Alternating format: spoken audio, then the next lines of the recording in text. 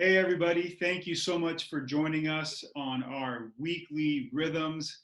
Today is our Thursday Thoughts, and I'm actually pre recording this the day before with my good friend Mike Kelsey, who's joining us from the Washington, D.C. area. And hey, Mike, so thanks so much for joining us, man, and being here. Yeah, absolutely, man. And just say this is not a virtual background. This is real. This is real life. I love it. I'm sitting on my deck, man. I Yeah, love it, man.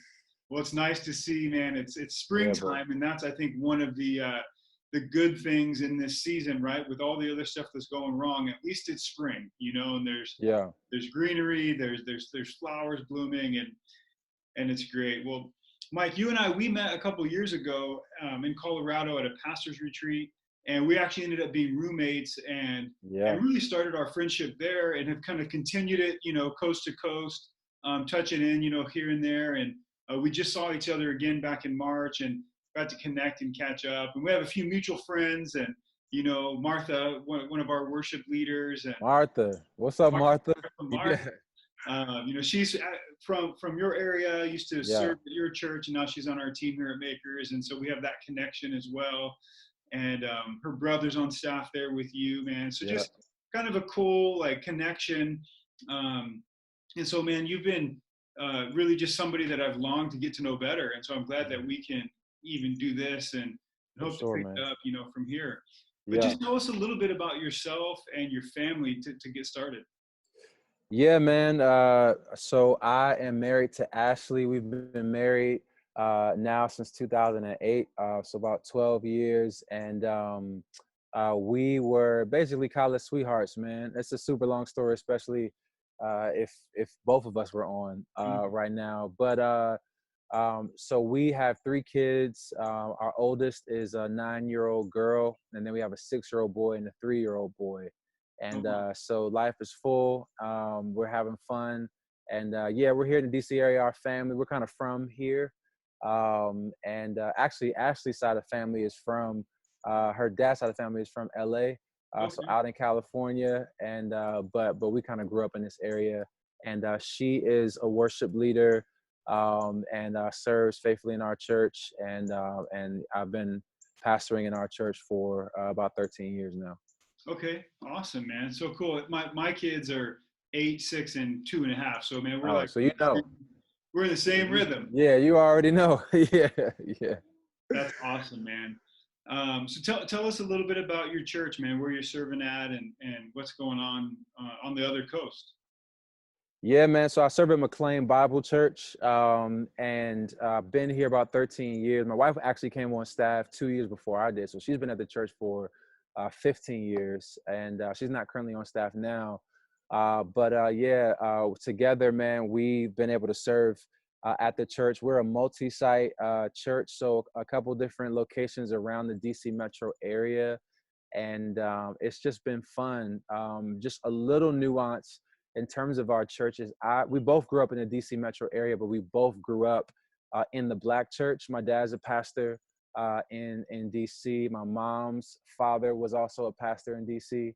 And so 70 consecutive years this year of pastoral ministry in DC. So this Wow. is home, this is Man. ministry home. And so we both are in, I mean, now 13, 15 years is home for us, but still it's a very different context, Mm, ministry context than what we grew up in. And so that's had challenges, but it's also been a gift, man. I bet, man. Tell us just a couple of those, differences about, kind of the church you grew up in and the church that you've been serving at now for quite some time. Yeah, one is just size. I mean, McLean Bible Church is a mega church, it's a multi-site church. So that all the dynamics that come along with mega church are just very new to us. We grew up in, medium-sized churches, but definitely not mega churches. Mm, But then I also think culturally they were just very different. I mean, we grew up in different churches, but both traditional Black churches. hmm. And that comes with different cultural nuances, obviously, you know what I mean? From style of music to, the food we ate, all that kind of stuff. But it Right. also came with different theological emphases. And Mm, so growing up in the Black church, like justice and a more holistic kind of view of the gospel is just a part of Black church theology. Yeah. And so now we've been in the last 13 to 15 years in more of a kind of conservative evangelical space. And I mean, our churches were faithful, orthodox kind of churches, but would not ever, you know what I mean, consider themselves evangelical in terms of what that means in the United States. Yeah. So it's just been a different dynamic, and Yeah. we spent the first couple of years learning how to navigate that. But now we've been here long enough where people know us, we know them, and it's family. Yeah. Man, that's awesome, man. We're actually starting a series coming up this Sunday called Kingdom Come. And it's Okay. really a conversation that's wrapped around this idea that there are so many like principles and values that are embraced by our society and culture Mhm. that most people may not even know that they actually are birthed from really the ways of Jesus, with the Mm. kingdom concept. Yeah. And I heard this quote from Mark Sayers, and he said that there's this phenomenon that's going on in the world right now where people want the qualities of the kingdom, but they don't want the king. Yeah. And he says we want the kingdom without the king. And so we're going to try to dig into that and talk about some of these big kind of these big movements that the kingdom of God or that the way of Jesus really inaugurated or initiated. Yeah. And they're still working their way out in the world today, but a lot of people don't really want the whole package. Mm. And I think one of those things that I'm actually going to be talking about, not this Sunday, but next Sunday, is this concept of equality. Mm. And I think you're touching on some of these themes even in your history, and I love that we get to talk to you about this because you've really lived and thrived in different contexts as it comes to this idea. And we live in this nation where it's baked into our DNA that all men would be created equal. Yeah. um, and that's such an easy value or belief system to grab onto. It's a really, really hard thing to live out, Yeah. both individually and communally. And just this last week, we saw the footage, and really kind of for the first time as a nation, the backstory about what was going on with the killing of Ahmaud Arbery. And Yeah. immediately the world, and especially a lot of Americans, were outraged. And so we took to the internet. We used our voices to just start the justice process. Yeah. The men had not been arrested yet, and we know that in a matter of a day after that leaking, the world responded. We used this medium of the internet to Yeah. affect change. But it just exposed still, in 2020, these massive systemic injustices, the reality that racism or prejudice, or privilege it's all still alive and Yeah. well. Yeah. And I think you have such an interesting perspective, even being in DC, where it's like, what is the way forward, right? Is it the policymakers, the lawmakers? Is it the church? Is it both? Is it and? I mean, I would just love to hear you Yeah. kind of talk about your perspective and your experience, as it relates to this. Yeah, man. Well, yeah, like you, man. I and I can't remember if you said you saw the video or not. I did, and I didn't mean to. I honestly had not heard about the case at all. Mm, And I'm scrolling through Twitter, and I keep seeing, Ahmaud Arbery's name come up, and people referencing videos, and I'm scrolling through, and so I click it, and I start watching it, not realizing exactly what I was watching, and I've seen these types of videos before. A lot of times they're grainy, or you don't actually see, the moment when that person is killed. mm-hmm. And so it caught me off guard, man. It took the wind out of me. It took the Oh, wind out of me, bro. And I don't. I mean, just from what I saw, and I know there's still a legal process rolling out. I don't have a problem calling it murder, man. Like when I yeah. saw the video, I just there were I cannot I was not and cannot fathom any scenario in which Ahmaud Arbery should be dead right Come on. Yeah. now. No matter what he did prior to, and even information about that is coming out now. So Yeah. I just it was gut wrenching for me, man. And I was infuriated, man. I was sad. Mm, And so we all, I think, were traumatized, man, by either watching the video or hearing about it. Yeah. And then to add to that, and I don't know if it was original to him, but I saw Snoop Dogg say, I just remembered charges weren't brought because they saw the video, is because we saw the video. Yeah. So Right. that I think has inflamed the situation even more. So I Mm-hmm. think personally it's been tough. And then as a Black man, uh, a lot of people have just asked me, how you doing? Unfortunately, and we all kind of see this, we know how the cycle of these events works. Mm-hmm. And it's the same type of process over and over again. And so, and we can get into that more, man. But when you talk about what do we do, how do we respond, I think as Christians, one of the things I see people say often, this is one of the talking points that tends to be on loop, Mm-hmm. is people tend to think that speaking about these issues or raising these issues is a distraction away from the main thing, which is the gospel. Mm. And I just think that's faulty theology. Yeah. Well, one, I think it's convenient, Mm. but I also think it's poor theology when you Yeah. actually study the scriptures and you look at the ministry and the teaching of Jesus, Mm-hmm. and you think about what the gospel is, which is good news of salvation, not Mm-hmm. just for each individual person, but look at the Great Commission Mm-hmm. for all peoples, all people groups. Yeah. So at the heart of the gospel is this heartbeat of God to bring people from all different nations, tribes, and tongues into his family to Mm-hmm. have equal footing as citizens of the kingdom of God. Um, that if that genuinely has changed us, and if it shapes us, then it it definitely becomes a framework for how we move in the world and how we interact with these issues. Yeah. So um I think and we can dive more if you want. I think we have to embrace the grief that we feel about it, and we have to embrace praying about it. Mm. But I would challenge people to try to put this in the same category as some, a lot of evangelicals would, uh, abortion. Mm.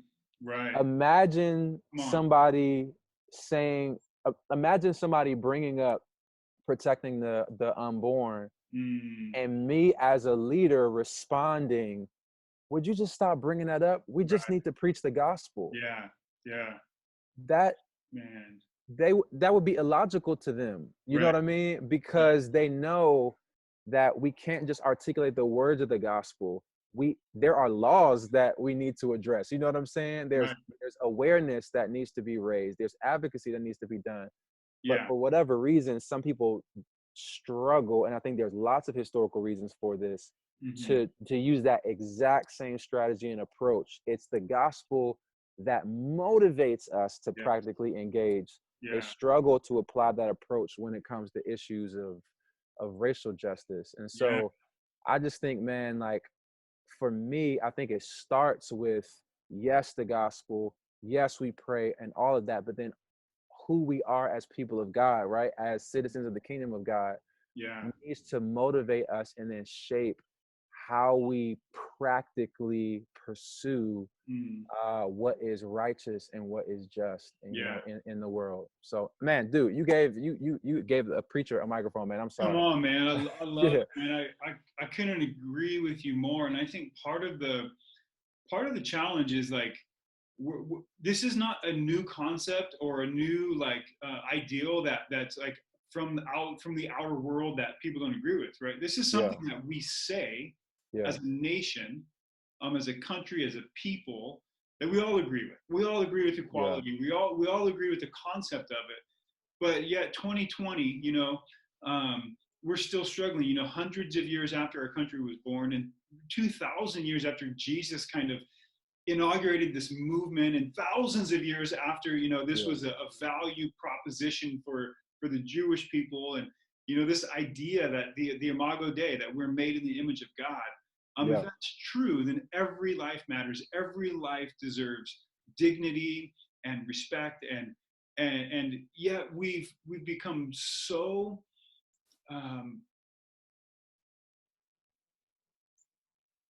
paralyzed by I don't even know the words, or even desensitized to like the atrocities that are still happening. And you know, I think part of the reason for that, and I'll just speak for myself, it was actually, you know, I grew up in a predominantly non-white community. It was mostly Mexican community, a lot of illegal immigrants in the Central Valley of California. And so I was technically the minority. You know, I was one of a few white kids in the area that I grew up in. And I actually kind of took that to heart. I got picked on by a lot of the Mexican kids, and you know, I was the minority. But it only took me till like my later teen years to realize that I'm no minority. That even though I lived in an area where there were less of people who looked like me, it was all the people in power, even in my community, that looked like me. And so my college years, I began to really start to hear about and think about what it would mean. White privilege wasn't the term, but really it was these power systems that I really started to understand. And even then, like, it took me still like a decade. It took me just to a few years ago. I was at a conference in London, and I heard Brian Stevenson speak. And we were at the Royal Albert Hall. I had no idea who Brian Stevenson was, and I honestly didn't almost go to that session. And he preached, man. He preached a sermon, and it literally shook me to my core. It was the most riveting, most convicting message I'd ever heard in my life. And I tell people to this day, it was as if I had been in person at Martin Luther King's "I Have a Dream" speech. I mean, it was that compelling and mobilizing. And it really caused me to start to ask really the questions around how do we still live in a nation and even in a world where we don't see these things, you know? And I think what came up for me is it's all about proximity.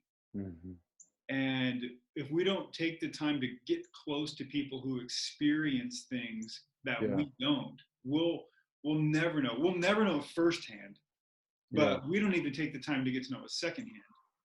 You know, and so I've been certainly not like winning in this arena, but man, I sure have been trying a whole lot harder to just sit with people and ask what their experience is like. And I think it would be really helpful, man, for us who are watching, to just hear even what you shared on your Twitter, man. Like, like for a Black man in 2020.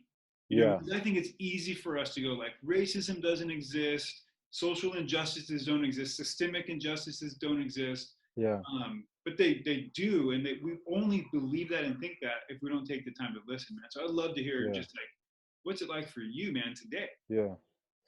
I appreciate that, man. I mean, first of all, I think it's important to understand, like, I've been super blessed because a lot of the kind of horrific stories that you hear, I honestly haven't experienced. And part of that is because, I'm a Black man, but I'm a certain kind of Black man. I'm a Black man who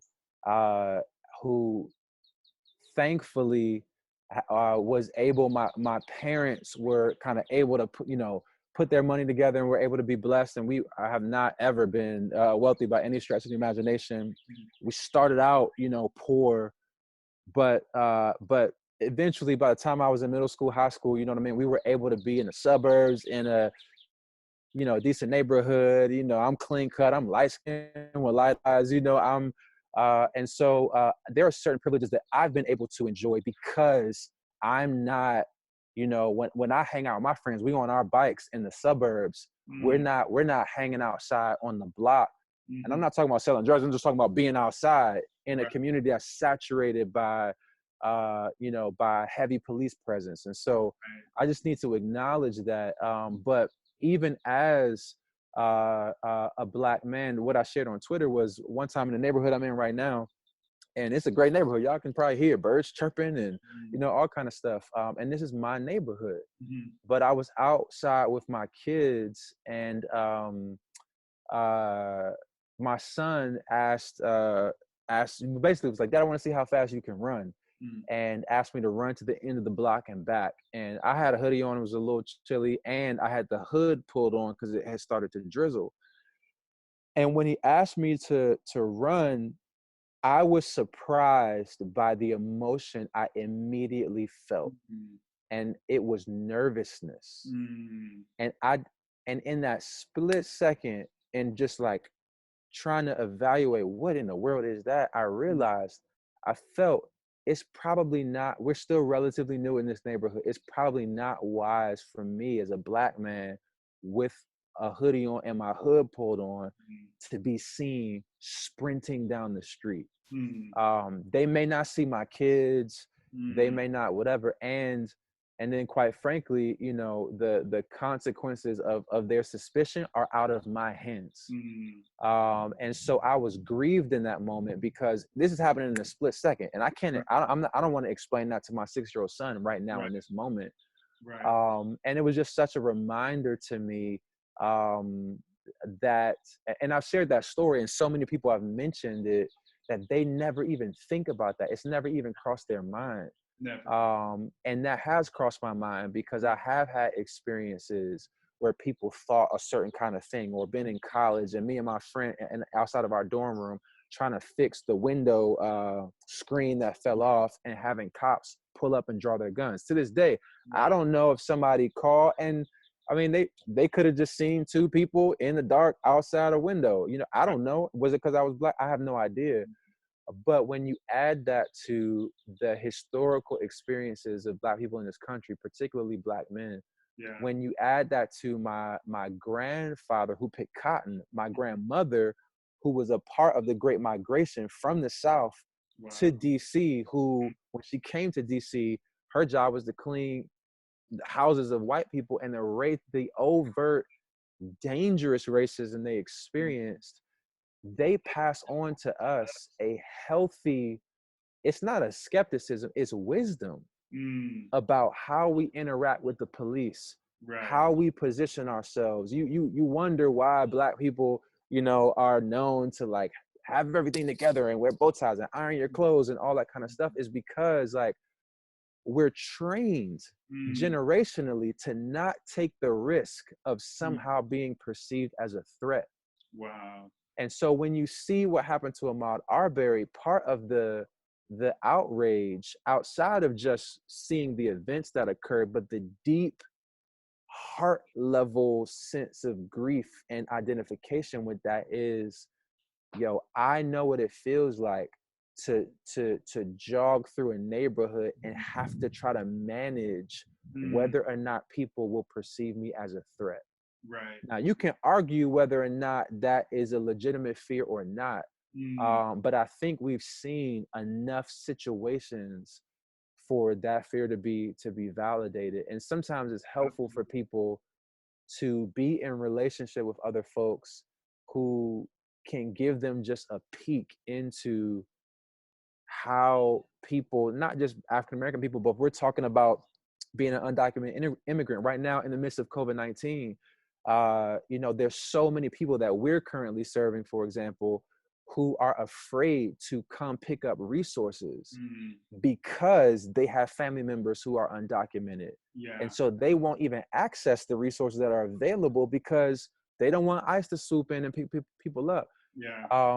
So I do agree with you, man, that kind of proximity, it can help produce an empathy. Mm, And then I would push it a step further to say, don't stop with empathy, because I think sometimes in that proximity, what you get is, all right, now I understand how you feel, mm, and I now I'm more empathetic about how you feel. I mm, think, especially as Christians, now the conversation has to become, okay, but now why don't you feel those things too? Because we're not just talking about my personal experience or perception, Right. We're talking about justice issues, which is Mhm. not a Black thing, a Latino thing. Right. It's a human thing, and it Yeah. certainly is a Jesus thing. Yeah. So I think proximity can breed empathy as a starting point. Hmm. Then we got to start to kind of do our homework to now begin to, and this is why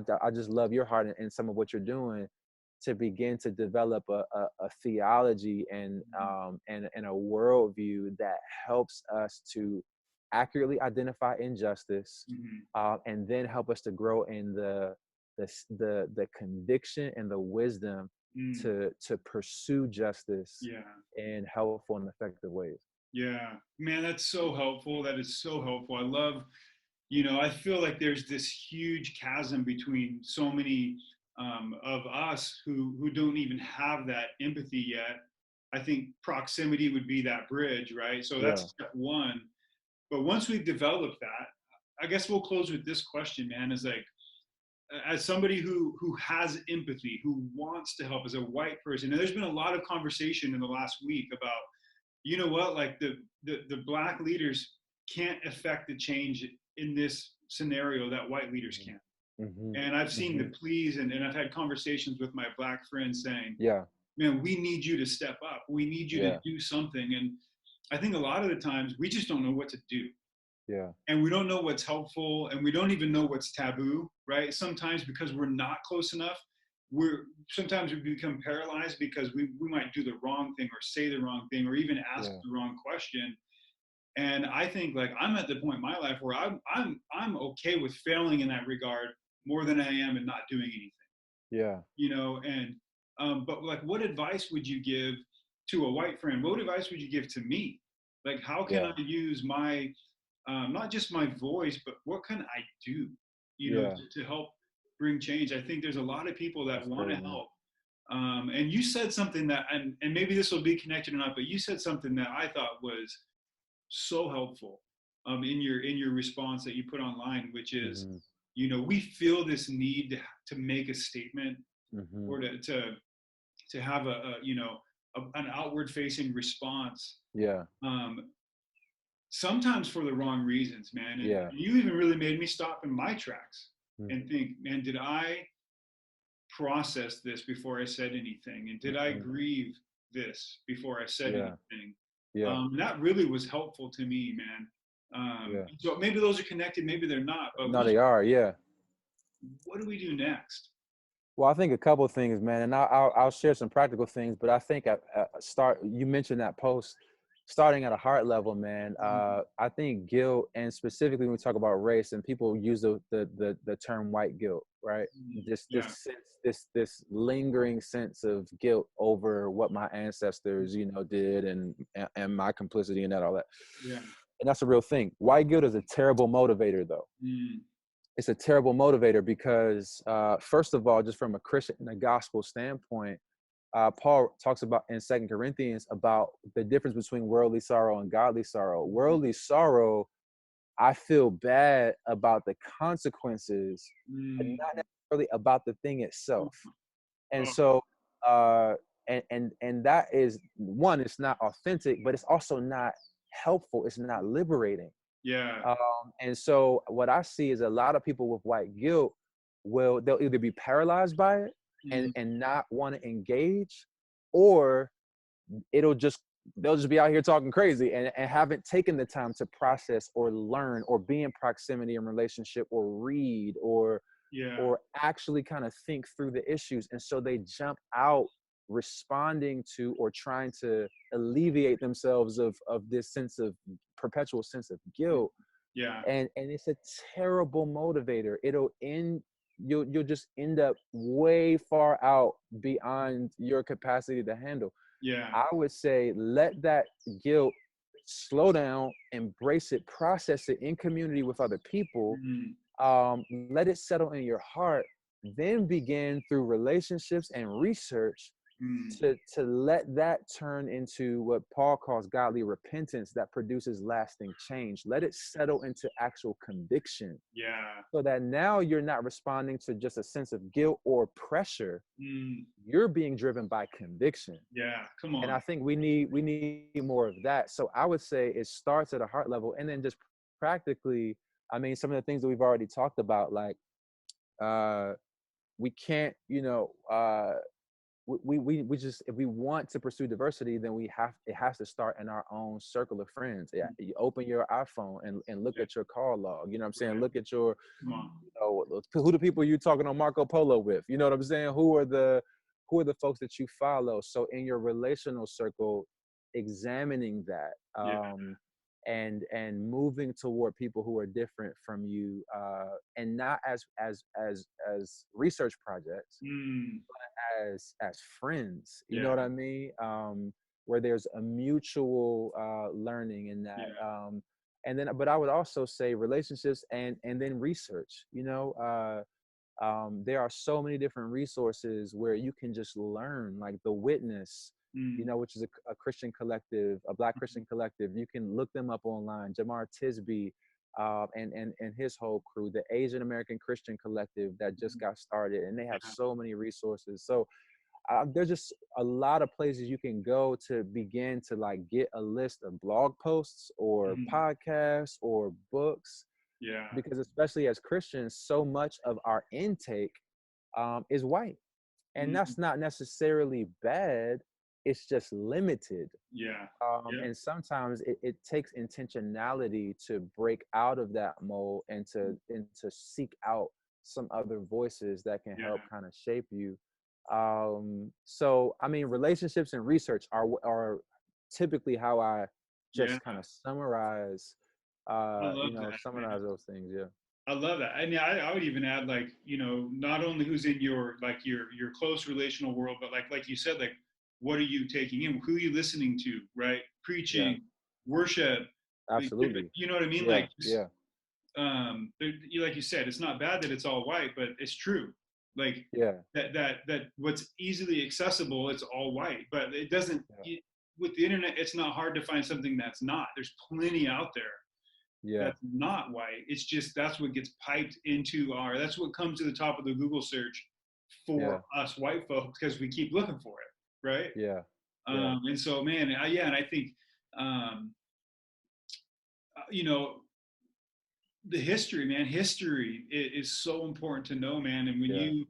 if you can open up even I mean, if you could just read the whole collection of King stuff, of Yeah. Dr. Martin Luther King stuff, you would be a different person, Yeah. black or That's white, huge, man. right? That's huge. Um, Yeah. I Because think, we're familiar with quotes, yes, but I tell people all the time, man, like, no, read his writings. You know yeah, what I mean? Start with Letter from a Birmingham Jail. Like, yeah, actually read the whole letter, yeah, and absorb it, mm, and then move on to some of his other works, and yeah, just works that are in our history or modern day stuff. Like I mentioned, Jamar Tisby, The Color of Compromise. If you mm, want to know history, like, yeah, read that as a gateway into some of these things that'll help shape your sense of historical context. mm, yeah, Because this is one thing that's so important. That's how, it's not just our personal experience.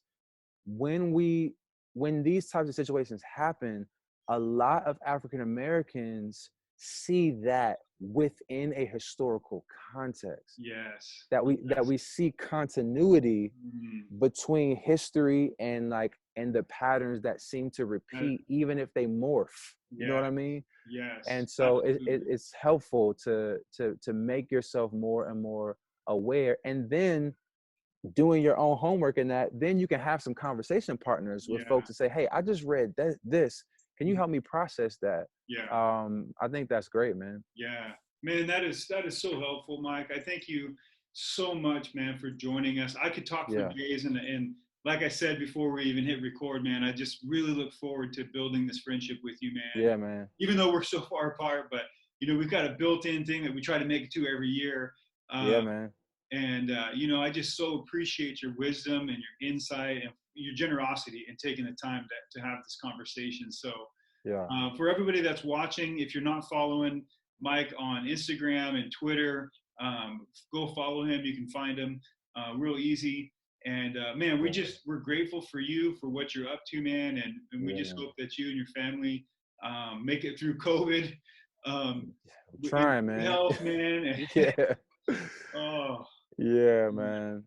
Well, Dude, thank you so much for having me. And dude, thank you for the work that you're doing, that Makers Church is doing. Super, super encouraging and super needed, bro. So appreciate you, man. yeah, sounds good, buddy. I'll talk to you soon, man. I love you, dude. Take care. All right, man. All right, man.